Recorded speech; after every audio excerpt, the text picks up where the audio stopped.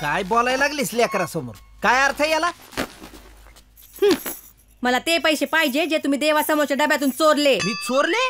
अगं ह्यो तुझ्या विठोबा जर तोंडाला म्हणला याने पैसे घेतले तर मी मान्य करतो. होय, काय अर्थ आहे याला? काही बोलायचं उगाच. देवाच्या डब्यातले 5,000 काढून वर तोंड वर करून सांगताय मी घेतलेच नाही. 5,000 कुठे होते देवाच्या डबड्यात? 1200 रुपये होते. आत्ता कसं बोलले? देवाच्या डब्यातले पैसे चोरी करताना लाज नाही वाटत? अगं त्या विठूचे पैसे ह्या विठूसाठी वापरले तर काय बिघडलं का? हे बघा, तुमच्या पापामध्ये त्याला भागीदार करू नका. किडे पडतील किडे. हद्द झाली देवा.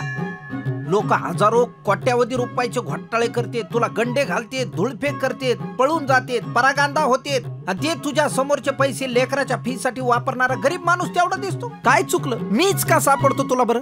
हे बघा, देव नेहमी खऱ्याच्या बाजूने असतो, चोराच्या नाही. म्हणजे मॉम, देव तुझ्या पण बाजूनी नाही, कारण तू रोज सकाळी फादरच्या खिशातून पैसे चोरतेस. शाबास रे माझं टरबूज. बोलला बघ, बोलला. तो विठोबा नाही, हा विठोबा बोलला त्याच्या तोंडून. तुला देऊ का ठेवून एकच?